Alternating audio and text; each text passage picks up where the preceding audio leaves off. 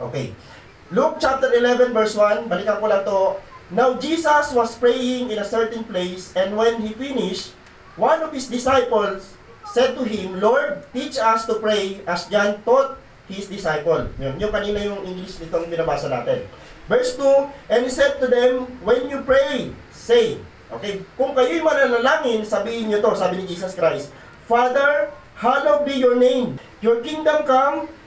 Give us this day our daily bread. At ang sabi dito, and forgive us our sins, for we ourselves forgive everyone who is indebted to us, and lead us not into temptation. Yan ho ang kabuang mensahe na pag-aaralan natin ngayon. Okay ho, yun ho, ang tawag ho dyan ay the Lord's Prayer. Pero kung pupulahin nyo ho yan from verse 1 to verse 4, yan ho ay, pwede mo tawagin the model of prayer kasi yan ho ay minodel ni Jesus Christ, ganito kayo manalangin. So ngayon, ang problema sa atin, dahil ang unawa natin noon, ang prayer natin dapat araw-araw ay kabisa, hindi po pala ganon. Kasi yun ay model lang. So alamin natin ho, yung mensahe, hihimay-himayin natin yan para pag uwi natin mamaya, pag magpipray ka, may kakaiba kang prayer na gagawin na, hindi na paulit-ulit yung prayer mo. Okay, tuloy natin. So mayroon din ho yan sa Matthew chapter 6 verse 9 to 13. The title of this message ho, The Importance of the Lord's Prayer. Or the importance of the model prayer. Yan ho ang ating yan ho ang title ng ating mensahe. Okay. The Lord's Prayer should be understood as an example. Okay. Kanina ho sinabi ko sa inyo, yung Ama namin ay halimbawa lang siya ng panalangin. Pangalawa, it is also a pattern. Pattern lang ho yan. Kung paano daw mag-pray ang isang tao, of how to pray, it gives us the ingredients that should go into prayer. Yan. Napakahalaga ho the Lord's Prayer, makikita natin na may mga sangkap. O tatlo ang aaralin natin, isang halimbawa, isang pattern at isang ingredients. Malaman ho ang the Lord's Prayer. Kasi ho, kung ang the Lord's Prayer ho na binasa natin kanina, ay hindi ho siya pattern, hindi ho siya example, at hindi ho siya naglalaman ng ingredients, lahat ho tayo dito sa simbahan, maski si Jesus Christ, yun lagi ang pinagpipray. Pero kung mababasa nyo sa Biblia, iba-iba ang prayer ni Jesus Christ. Pero dahil ang prayer na to ay galing kay Jesus Christ, lagi niyang dinadaanan yung una, pangalawa, pangatlo hanggang sa panglima, bago siya matapos sa prayer. Kaya ho hindi mabilis ang prayer ni Jesus Christ. Okay? What is prayer? Unahin muna natin itong, ano ba talaga ang prayer? The most basic definition of prayer is talking to God. Ibig sabihin, pag ang isang tao ay hindi nagpipray, hindi ka nakikipag-usap sa Diyos. Dahil ang pananalangin ay pakikipag-usap sa Diyos. Tingin-tingin nyo yung katabi nyo kung nagpipray pa yan. Mapanad ho yan kung nagpipray yan. Ibig sabihin, nakikipag-ugnayan sa Diyos. Amen?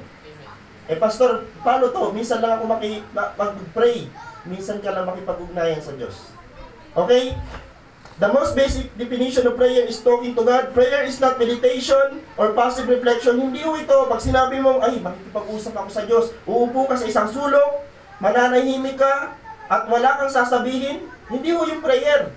So ang prayer ho, mayroon itong lumalabas, it's either ho malakas, or it's either ho puso. Kasi ho sa prayer, ang pinakamahalaga, hindi yung lalabas na salita, kundi yung laman ng puso. Amen? Amen po ba? It is direct address to God. So ito ho ay direkta hong sinasabi natin sa tao. It is the communication of the human soul with the Lord who created the soul. Connection ng ating kaluluwa sa gumawa ng ating kaluluwa, sa Diyos mismo. Kaya pag nag-pray ka, sana ho sa prayer natin, wag sana hong dumating tayo sa point na nagpipray ka sa hangin, nagpipray ka sa wala. Mali. Dapat pag nagpipray ka, alam mo may Diyos na nakikipag-ugnayan sa iyo. Ang mali sa atin pag nagpipray, tayo lang ang tayo nagsasalita. Alam niyo po bang nag-aantay din ng Diyos makapagsalita para sa iyo? Kaya ho ang prayer, vice versa. Nagsasalita ka, at the same time, dapat nakikinig ka rin. Ang problema sa atin, hindi natin marinig ang tinig ng Diyos. Kasi bakit po? Number one, wala tayong panahon.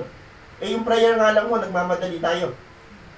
Paano kaya, Pastor Marie, mapapakinggan ang tinig ng Diyos? Yun ang gusto kong i-apply natin lahat. The moment tatapos ka na mag-pray, mag-pause ka muna. Huwag ka muna aalis dun sa prayer room, huwag ka muna aalis dun sa prayer time mo kasi magsasalita talaga ang Diyos. Sa loob, hindi sa labas. Ang iba ho, ay bumulong sa akin ng Diyos. Medyo, medyo Paul po yun. Kasi ang Diyos natin, ang banal na Espiritu ay wala sa labas, nandito sa loob. Kaya pag nangusap ang Diyos, magugulat ka sa loob. Nagre-rema siya.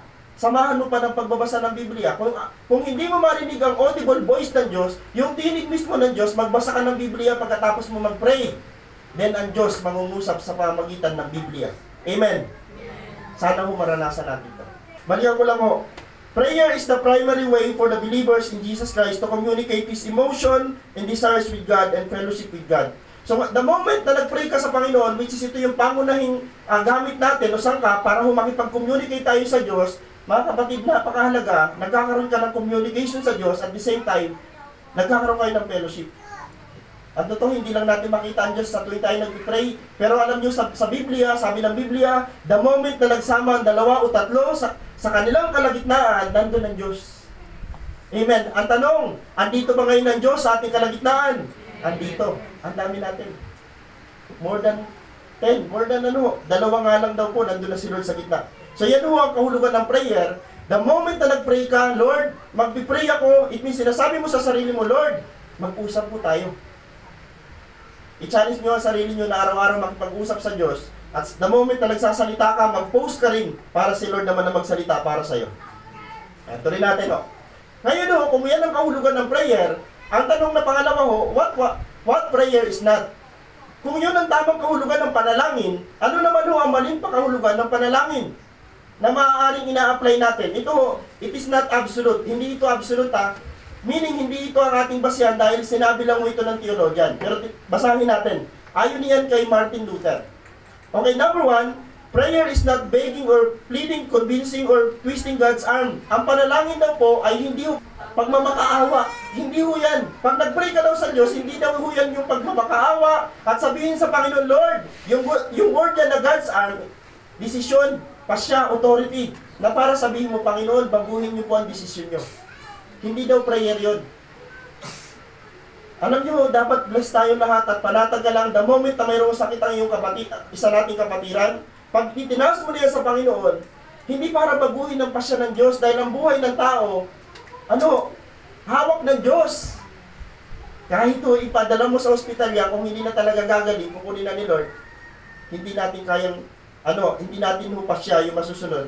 Sabi dito, ang panalangin ay hindi ulitin ko lang ay hindi pagpamakaawa na baguhin ng Diyos sa kanyang pasya. Pangalawa, prayer is not moving God to your point of view. Hindi ka nagpipray para yung iyong pananaw, maging pananaw na rin ng Diyos. Hindi pwedeng mag-ride si Lord sa ganong way ng prayer dahil ang Diyos ay mas mataas sa atin. Kaya ka ba na nagpipray, Lord, gusto ko po Panginoon, gusto ko po ng ganito, para bang yung gusto mo, yun na rin na maging gusto ng Diyos. Hindi pwede, hindi daw prayer yun. Okay, prayer is not expecting God to carry out your decision. Hindi rin tayo nanalangin para yung pasya mo ay sangayunan ng Diyos. Hindi di ba pag nag-pray nga tayo, ang prayer natin, Lord, itong pasya ko na to, kung ito'y mali, huwag mo ituloy. Mamaya, daanan natin lahat yan. Prayer is not an activity limited to a segment of our lives or a scheduled event in our day. God won't fit into our box. Hindi rin na tayo nagpipray para ang mga gawain natin sa ating buhay, yung ating mga routine sa buhay, maipasok doon ng Panginoon para bang siya na lang yung maging sunod-sunuran sa kung ano yung maghapon na gagawin natin. Ang Diyos, ang mundo ng Diyos ay hindi natin pwedeng ipasok sa mundo natin. Bakit? Napakalawak ng mundo ng Diyos kumpara sa ginagalawan natin. Okay? Prayer is not giving God instruction to follow. Hindi rin tayo nagpipray para sumunod ng Diyos. Prayer is not a recitation. Ito na malapit na matapos. Prayer is not a recitation. Kapag ang prayer nyo na ay kabisan nyo na lang, sa ulo nyo na lang, hindi prayer yon. Dahil ang prayer, hindi sa word. Andito ang prayer sa puso. Pasok tayo sa mensahe ng Panginoon. The importance of the Lord's Prayer. Dito maaaring lagi nyo nababasa, binabasa nyo yung panalangin ng Panginoon, pero alam nyo po bang yung the Lord's Prayer mismo, malaman. At ang laman nito ang kailangan natin mong malaman. Okay? Why the Lord's Prayer is or are essential? Number 1, sabi dito it teaches us whom to address our prayers. Number 1 na tinuturo ng the Lord's Prayer, sinasabi ng Panginoon kung saan tayo dapat nag-pray. Huwag yung mali na, hindi ko sinasabing mali mag-pray kay Jesus, mali mag-pray sa Holy Spirit. Pero dito sa context na to, sinasabi ng Panginoon sa mga disipulo niya, kung mag-pray kayo, manalangin kayo sa Ama. Sino ho dito ang ganun? Dito ho, pinapractice namin ang prayer sa Ama. Sa church natin. Kaya nga ang bungad ng panalangin natin, Ama naming nasa langit, Ama naming makapangyarihan, hindi ka magkakamali doon dahil yan mismo yung pattern na sinabi ni Jesus Christ. Tinuturo nito kung saan tayo dapat manalangin and telling us to worship God and to praise Him for who He is. Yan ang bungad ng Luke chapter 11 verse 2. And He said to them, when you pray, say, Father. Yan ang sabi ni Jesus Christ. Dahil kahit saan magpunta si Jesus Christ na lugar, sa bundok, sa isang lugar na walang tao, lagi niyang ang prayer niya, Ama. Ama. Lagi ho ang bungad ni Jesus Christ pag nag-pray siya, Ama. Naalala niyo yung pinakalas na prayer ni Jesus Christ bago sa mapako? Ama, kung pwede lang natanggalin mo sa akin ang sarong ito, pero yung sabi ni Jesus Christ sa dulo, let your will be done. So dito ho sa the Lord's Prayer, ang significance niya, number one, tinuturo sa atin kung saan ba talaga magpipray. Sa Ama ni Jesus Christ. Sa Diyos Ama. Sabi niya, hallowed be your name. Meaning to say, nung hallowed be your name, honor God. Worship God. Kung magpipray ka sa Panginoon, napaka-significance niyan at napakahalaga niyan, kasi una, tuturo ka kung kanino ka mananalangin, at sa iyong pananalangin, huwag mong kakalimutang purihin ng Diyos. Isipin nyo to, number one, mamaya pag nag-pray kayo, sabi nga pala ng salita ng Diyos, mag-pray kami sa Ama. Pangalawa, sabi dito, pag nag-pray, kailangan pinupuri ang Diyos. So tama pala ang prayer natin. Pag nag-umpisa ka sa salitang Panginoong Diyos na makapangyarihan, Ama naming banal, doon pa lang sa word na Ama naming banal, nag-glorify na ang Diyos sa prayer ko. So kaya ka nag-pray at kaya napakahalaga ng prayer kasi nag-glorify ang Diyos at nalalaman mo ang iyong kalalagayan sa harapan ng Diyos. May kailangan tayo sa Diyos. Tayo mismo may kailangan sa Diyos. Number 2, kasi 5 points po ito. Number 2, it reminds us that we are to pray for God's plan in our lives and the Word, not our own plan. Ang problema sa atin, pag nag-pray tayo sa panahon natin ngayon, puro na lang atin. Naalala niyo bang ipag-pray ang barangay natin? Mga kapatid, hindi puro sa atin ang prayer. Hindi pwedeng sabihin natin lagi, Lord, tulungan mo ako, Lord, ayusin mo ako, Lord, pasaganahin mo ako. Kung gano'n ang prayer natin, masyado tayong selfish. Sabi dito, isama mo yung iyong nation. Tingnan nyo ang sabi sa Luke chapter 11 verse 2. Your kingdom come. Tingnan nyo sa ibang salin. Kung ang inyong Biblia ho ay ibang salin, ESV ho ito, ang nakalagay dyan, your kingdom come, your will be done. Alam nyo, napakalaki ng salitang kingdom. May nagtanong sa amin, sino dito ang naniniwala na ang kaharian ng Diyos ay nandito na sa lupa? Alam nyo ba ang kaharian ng Diyos ay nandito na sa lupa? Andun ang tunay na kaharian ng Diyos sa langit, pero bakit may kaharian na ang Diyos sa lupa? Dahil ikaw at ako ang kingdom ng Diyos. Amen. Ano ibig sabihin ng kingdom? Ang ibig sabihin ng kingdom, mga taong pinaghaharian ng Diyos. Ang tanong ko, ikaw ba at ako yun? Sino ang hari ng iyong buhay? Kung si Jesus na ang hari ng buhay mo, ibig sabihin, ang kaharian ng Diyos sa langit ay nasa sayo na. Kaya lang, ang fulfillment ng kaharian na ito, wala dito. Hindi pwedeng dito ma-fulfill ang kaharian ng Diyos sa lupa dahil sa sanlibutan mayroon ditong naninira. Mayroon ditong namawasak. Kaya ang fulfillment ng kaharian ng Diyos ay the moment na kinuha na tayo at dinala doon sa tunay na kaharian ng Diyos sa langit. Mga kapatid, tayo daw ho ang kingdom ng Diyos sa lupa. Your kingdom come, sabi ng ibang salin, let your will be done. The moment na nabasa natin ito, ang gusto ng Panginoon na pagharian, hindi lang ikaw. Gusto ng Diyos na pagharian, maging yung nation na kinabibilangan natin. Kaya nga, sana mamaya, di ba, mag-pray ka mamaya. Isipin mo, Lord, ang una palang turo mo sa pag-pray ay banggitin namin ang pangalan mo. Pangalawa, Lord, purihin ka namin. Pangatlo, hindi lang puro sa sarili natin. Ipag-pray natin ang kalooban ng Diyos sa buhay natin at kasama na rin ho ang kalooban ng Diyos sa buong bayan. Let your kingdom come. Malalim na kahulugan po yan. Let your kingdom come, Lord. Ang paghaharing Panginoon, Lord, ay dumating. Sabi ko sa inyo, galing sa langit, dumating na ito dahil tinanggap mo si Jesus Christ. Pangatlo, 5 lang ho ito. Why the Lord's Prayer is essential. Number 3, It encourages us to ask God for the things we need. Ito na ho, itong pinaka-paborito natin. Sabi dito ho, ang the Lord's Prayer ay naghihimok sa atin po na humingi sa Diyos ng tulong ng ating pangangailangan araw-araw. Alam ng Diyos na meron tayong kailangan. Kaya nga sabi dito, give us this day our daily bread. Sabi ng Panginoon sa Tagalog, bigyan mo kami ng makakain sa araw-araw. Kung tayo ho ay nagpipray ng pangangailangan kay Lord at nagsasabi tayo, Lord, tulungan mo ako, normal ho yun. Kasi parts ng the Lord's Prayer, tuturuan ka talagang humingi sa Diyos at huwag sa tao. Naranasan mo na bang humingi sa tao at hindi ka napagbigyan? Ano ang pakiramdam? Masama ang loob. Ngayon, ang tanong, pag humingi ka ba sa Panginoon at hindi ka napagbigyan, katulad lang ba i-apply mo doon sa taong hindi nagbigay sa'yo? Mali. Ingat tayo pag kay Lord. Bakit po? Paalala, okay, tuloy natin to. Paalala, hindi lahat ng hinihiling natin o ng mga tao sa Diyos ay Kanyang tinutugon. Maniwala ho kayo, hindi ho lahat. May dalawang dahilan kung bakit ho hindi binibigay ng Diyos ang mga hinihiling natin minsan. Dalawang dahilan. Unang dahilan, at humingi man kayo ay wala rin kayong matatanggap dahil una, hindi tama ang iyong layunin. Sino ho dito ang nagpipray ng isang bagay na kaya mo siya gustong maranasan, gustong makamtan ay para sabihin sa ibang tao, para bang gusto mong maipagmalaki? Hindi ho tutugunin ng Diyos yun. Eh ang tanong, pag tinugunin ng Diyos, Pastor, sabi mo hindi tutugunin ng Diyos kahit masama ang motibo, kaya rin magbigay ng dyablo. Akala ng iba, di Pastor, akala ng iba, sorry pasensya na ho kung siguro magugulo ang kaisipan nyo. Hindi lang Diyos ang tumutugon sa prayer. May mga tayong naririnig din ng dyablo na pinag-pray natin isang bagay kahit puno ng kasamaan o puno ng masama ang layunin, biglang nagugulat ka tinutugon. Kapatid, kung yung prayer na yun ay tinugon at nakalayo sa Diyos, hindi Diyos ang nagbigay niyan. Amen. Nag-pray ka ngayon ng yaman, na wala ka sa gawain, nalayo ka sa Diyos, hindi Diyos ang nagbigay niyan. Kasi ang Diyos, pag Diyos ang nagbigay, lalo kang ilalapit niya sa Kanya.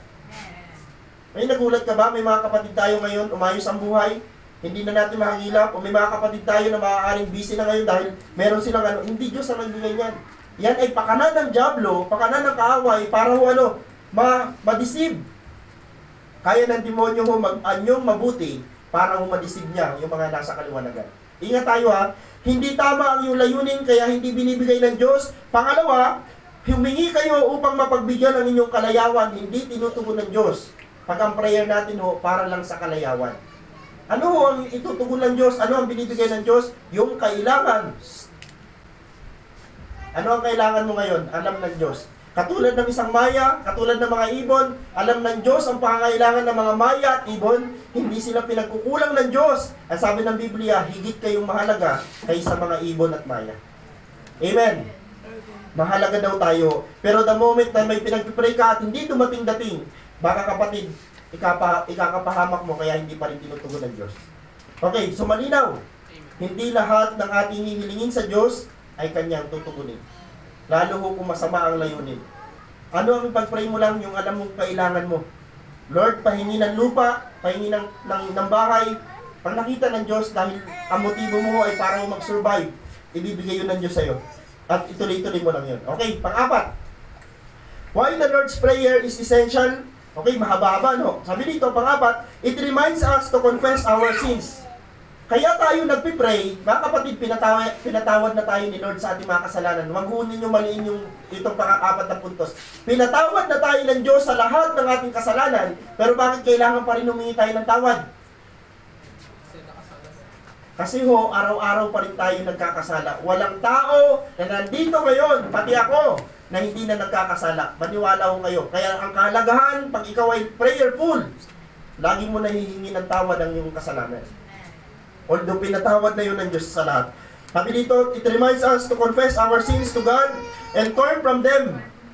Ang totoo, ang tunay na repentance, ang tunay na paghingi ng tawad ay pagtalikod sa kasalanan. Hindi ho yung paulit-ulit na paggawa ng kasalanan. Ang problema nga sa atin, nakahingi tayo ng tawad ngayong araw, alam niyo ho, sasadyain o hindi natin, nakakagawa pa rin tayo ng kasalanan kasi bakit po mayroon tayong nature, mayroon tayong kalikasan ng pagiging makasalanan. Na saan natin nakuha? Kay Eva at Adan.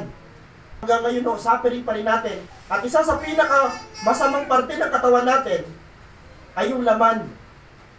Napakahumaangal ang laman. Ito, yung lustful natin ho, yan ang meron pa tayo, na the moment ho yan dyan nagkukos ng inggit, dyan ho nagkukos ng adultery, yung laman ho na meron tayo. Kaya nga sabi dito ho, humingi tayo ng kapatawaran sa Diyos at tulungan tayo tumaliko dito and also to forgive others as God has forgiven us. Ito ang mahirap. Pag nag-pray ka sa Panginoon, yes, humingi ka ng tawad sa Diyos at hinihiling mong patawarin ka ng Diyos, pero ang problema, may requirements para patawarin ka ng Diyos. Ano ang requirements? Magpatawad ka rin sa iba. Alam niyo ho bang ang isang taong hindi tatanggapin sa langit ay yung mga taong hindi marunong magpatawad. Oo, kasi ang sabi ng Biblia, ang karugtungan niyan, kung sa Tagalog babasahin, at patatawarin ng Diyos ang mga taong marunong magpatawad. Basahin niyo na maigi, sabi dito. And also to forgive others as God has forgiven us. Luke chapter 11 verse 4, and forgive us our sins, for we ourselves forgive everyone who is indebted to us. Okay, tuloy natin. Last, dito tayo magtatapos. Why the Lord's Prayer is essential? It teaches us to flee for help in achieving victory over sin and a request for a protection from the attack of the devil. Okay? Tandaan nyo, ang demonyo, sabi ho sa 1 Peter chapter 5, ang demonyo ay parang leon na umaatungal, naaalig-aligid at naghahanap siya ng masisila. 24/7. Walang pahinga ang diablo na naghahanap na mawawasak at talo tayo pag hindi tayo prepare. Dahil ang diablo walang gagawin kundi makahanap ng hindi prepare na Kristiyano para patayin. Tatlo lang naman ang gagawin ng diablo, para patayin, wasakin at nakawan. Okay? So sabi dito tinuturuan tayo dito na makiusap para humingi ng tulong para tayo magtagumpay sa kasalanan, dahil kung sa atin lang, hindi natin kaya. Walang tao na kaya magtagumpay sa kasalanan unless tulungan siya ng Diyos. Hindi natin kaya. Okay? And request for protection from the attacks of the devil. Saan po yan? Okay, dito tayo magtatapos. And lead us not into temptation. Minsan ito madalas makalimutan natin. Nakakalimutan natin na humingi ng tulong sa Diyos. Nakakalimutan natin na humingi ng tulong sa Diyos, na bigyan tayo ng lakas para iwasan ang tukso. Sa mundo, maraming tukso. Kaya nga sabi dito, Lord, lead us not into temptation. Sinabi ng Panginoon sa mga disipulo, ipag-pray nyo at humingi kayo sa Panginoon na tulungan kayo na huwag matukso. At si Pedro ang hina-hina.